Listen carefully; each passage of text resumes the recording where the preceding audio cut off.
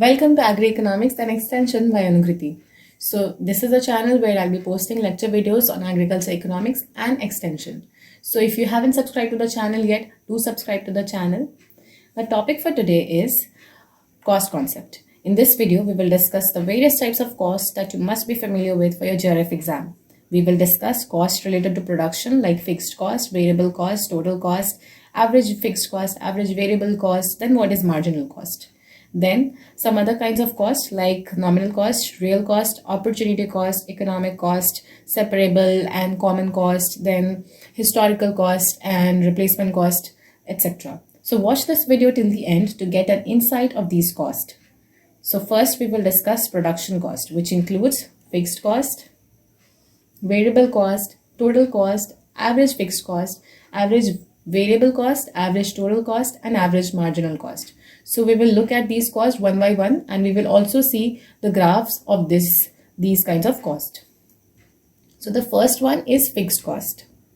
It is also called indirect cost or sunk cost or overhead cost. So do remember these terms, because many a times they ask this question that which cost is called overhead cost, what is indirect cost. So do remember these are the other names of fixed cost.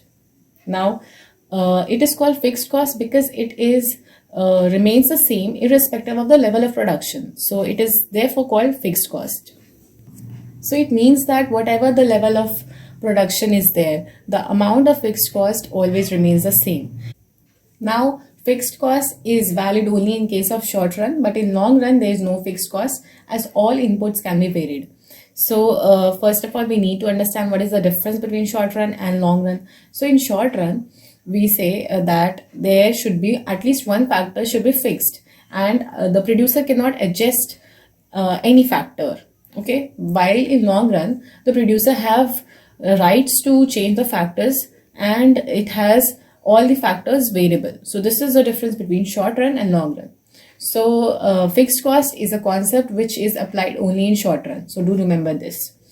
So for example, it includes taxes, insurance, cess, depreciation. Depreciation is loss of value of goods on machinery like wear and tear. Then implements, tools, buildings, salaries of personnel working in the firm. So all these include fixed cost. Now summation of all these costs is called total fixed cost. So when we sum up all the fixed cost, it is total fixed cost, and total fixed cost is a horizontal straight line parallel to x-axis. So let's look at this graphically. So on x-axis we have output, and on y-axis we have cost. So do remember this. On x-axis we are taking output, and on y-axis we have cost. So with respect to output change, we see how the cost is changing. So as we learned that fixed cost is fixed irrespective of the level of production, therefore the graph of fixed cost is horizontal straight line. So now the second cost is variable cost. So as the name suggests, it varies with the level of production. So it is also called working cost, operating cost, direct cost, prime cost. Prime cost is very important, and circulating cost and second phase cost. So do remember these terms. What are variable costs also called? Now variable cost as per definition vary with the level of output. Now these costs include cost of raw material, labor, power, repairs, maintenance, charge of machineries, etc. So we need variable cost only when we are producing. So do remember this. When there is no production, then there is no variable cost. While there will be fixed cost if there is no production, but variable cost occurs only when you are producing something. Now the summation of variable cost is total variable cost, and the curve of total variable cost is inverse S shaped. So this is your curve of total variable cost. So it is inverse S shaped. Why it is inverse S shaped? Because of the law of variable proportion, or also called law of diminishing marginal return. So when you look at the curve, the first portion we can see that the curve is increasing but at a decreasing rate, while in second portion it is increasing with an increasing rate. This is because of law of diminishing marginal return. So what happens is, when we increase one factor or one input of production, then first we will see increase in output, but after certain limit we will start seeing decline in the productivity. So this is law of diminishing marginal return. So due to this, first what happens is when the cost is in first half, what is happening is cost is increasing at less rate while as compared to output. So suppose you have a fixed capital or say machinery. For example, you have 2 ovens and you have only 1 worker. So as you increase the worker, and worker is a variable cost. So as you increase worker, the amount of productivity will first increase. But after certain limit, if you keep on increasing your workers, that is variable fixed cost, then what will you see? That the fixed cost has been totally used. So now the productivity will be declining and the cost will increase while production will decrease. So it will cause loss to the business. So this is why the curve is inverse S shape. So do remember this. Now total cost. So total cost is summation of total variable cost plus total fixed cost. And the shape is similar to total variable cost. So only the difference is it starts where total fixed cost is starting. So this is a graph. We have total fixed cost. Then our total cost will start from where total fixed cost is starting. And total variable cost starts from origin. So this is our graph. Remember this graph? Okay, so now our fourth type of cost is average variable cost. So we talked about variable cost and total variable cost. So average variable cost is total variable cost by the quantity produced. So average variable cost is U-shaped.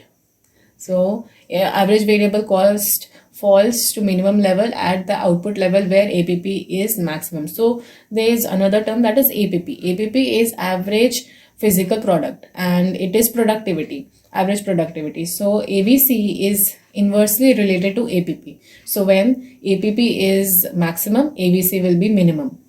So this is an important point and you will get to know about these terms more in your production portion. So for now, remember this. Now AVC is inversely related to APP as we discussed. AVC rises again and become vertical at certain level of maximum output. So let's look at these points on the graph.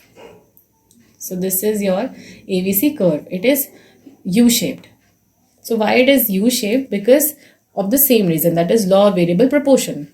So at first what happens is variable cost increases at a decreasing rate. So when we divide it by quantity, so what we will see is average variable cost first declines as our output increases. Then it reaches to a minimum point where our productivity will be maximum, that is APP will be maximum. And then again what happens is our cost will become more than the output we are producing. So AVC rises and become vertical. So this is why the graph is U-shaped. Now average fixed cost. So we talked about average total fixed cost, and total fixed cost is constant irrespective of the production level, and AFC is TFC by Q. So it is the cost of fixed resources or input required for producing 1 unit of output. AFC curve is declining with the increased output because TFC is constant. So when we look at the formula, we see that TFC, which is constant, and Q. So AFC varies inversely with the quantity produced. Therefore, the graph is continuously falling to its maximum output. It is having the shape of hyperbola. So when we look at graphically, it is hyperbola.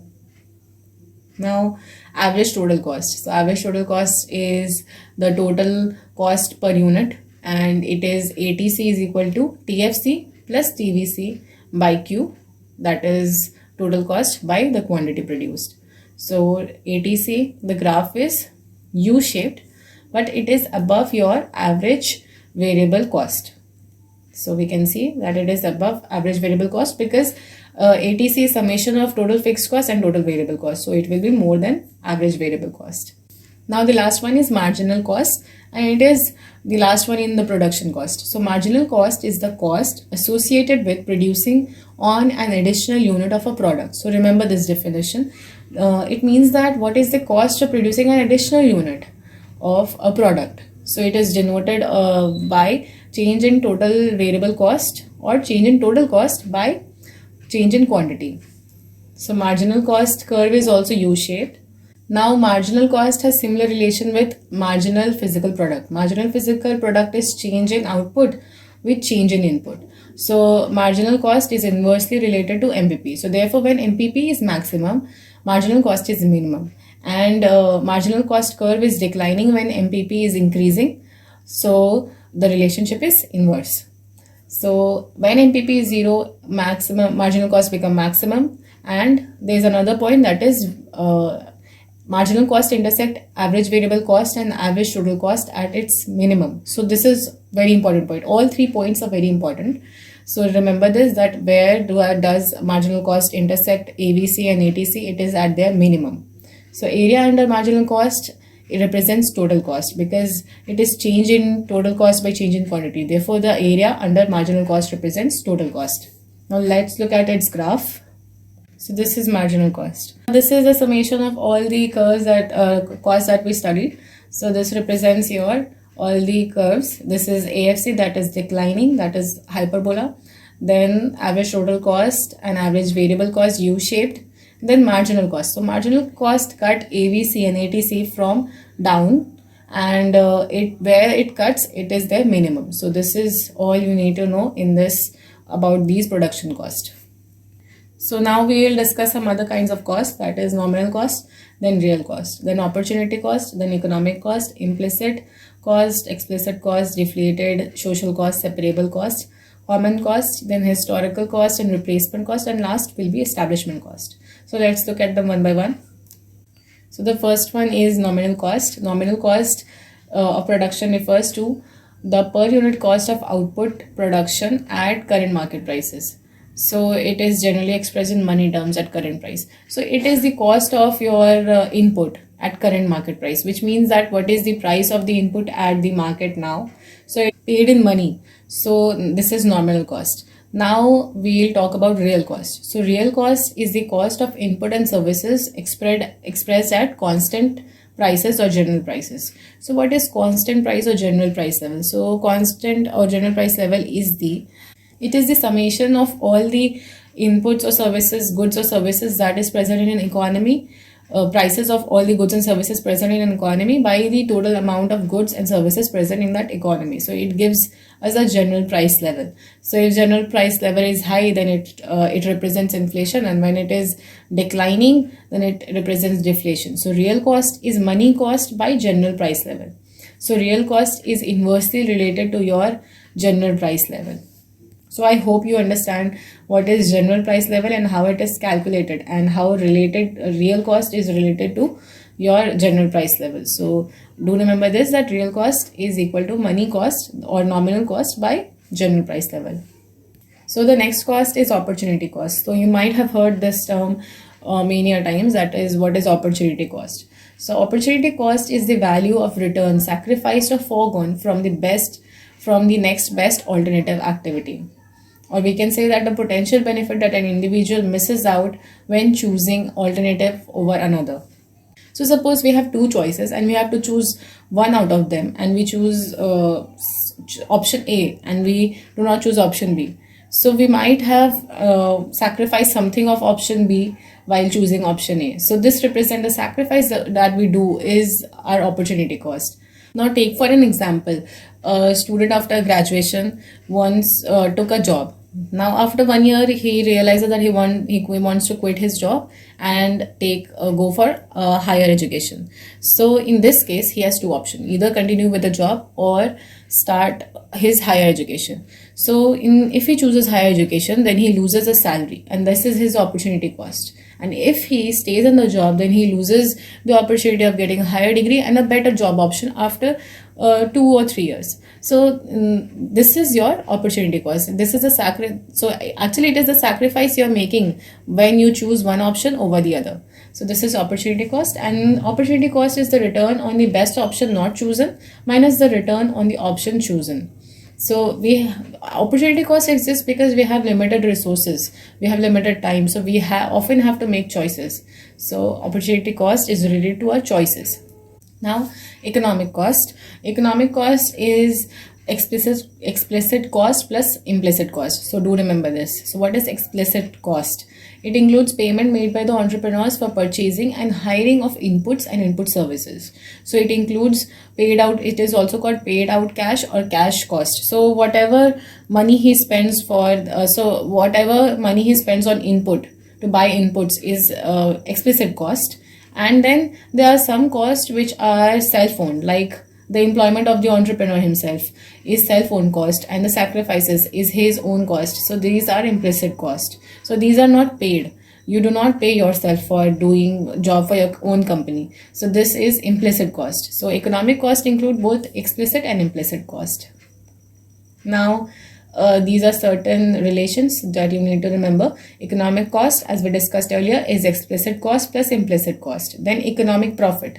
So in economics, profit is total revenue minus economic cost, which includes explicit cost plus implicit cost. So this is very important. Many times they ask question. Now the third one is accounting profit. So accounting profit is total revenue minus explicit cost. So it takes into consideration only of paid out cash. So remember the difference between economic profit and accounting profit. This is very important. Now gross profit is gross return minus explicit cost. Now deflated cost. So as we discussed earlier about general price level or index, so when there is a deflation in your deflation or change in your general price index, then the change in cost is your deflated cost. So we measure deflated cost to check the effect of inflation in the economy. Example is real cost of commodities. As we talked earlier, that real cost depends on general price level. Now another type of cost, that is social cost. Now firms make profit and generate revenues and all, but firms also give rise to some additional cost to the society in form of like pollution, environmental degradation, water, air, noise pollution, etc. in the area where goods are produced by private firms. So absence of well-trained system, irrigation projects bring problem to command area of project in the form of new diseases, etc. So these are social costs. So social costs are the costs that society has to incur due to the mismanagement of these firms, that is pollution, that is your outbreak of diseases, etc. are social cost. Now separable costs. So these are the costs which can exclusively be attributed to production of output separately. So for example, fertilizers, seeds are exclusively related to the output of crops. So this is separable cost. Now joint cost or common cost. So these costs cannot be separated to the production of the output. So these are the inputs which are used for production of various goods. So these cannot be separated for the output. So it is also called joint cost, and these are involved in production of several products. For example, electricity, your groundwater, etc. are used for various purposes in production.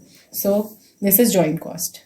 Now let's talk about historical costs. So historical costs are the cost involved in purchase of durable goods like land, building, machinery, equipment at the purchase price at that time. So for example, I purchased a land at 1 lakh rupees per decimal, say 10 years ago. So that is my historical cost. If I take 1 lakh as the cost of land, so that is historical cost. And purchase price of asset should be considered as the price of the asset. So this means that we take the purchase price only as the price of the asset now. So this is historical cost. Then replacement cost. Replacement cost refers to difference between the purchase price of the asset minus the and the current price of the asset. So suppose for example, it is given that suppose 10 years ago the price of tractor was 1,50,000, but its present price is 2,50,000. So the difference of 1 lakh is the replacement cost. So it is different from historical. I hope you understand what is the difference between historical cost and replacement cost. Now establishment cost. So establishment cost is the cost of construction of plant in any business activity entails some cost. Some such construction costs are called establishment cost in the business analysis. So they are called first phase cost. Why? Because these are the initial costs that a business firm have to entail. The other cost like license, site development expenditure of construction, these include establishment cost. Remember what is establishment cost? It is the first phase cost, that is the initial cost of establishing a business. So this was all about the cost that you need to remember for your JRF exam. I hope you liked the video. Thank you for watching the video till the end. And if you like the video, do like, comment, share, and also subscribe to the channel, and do press the notification bell so that you don't miss any update. See you in the next video.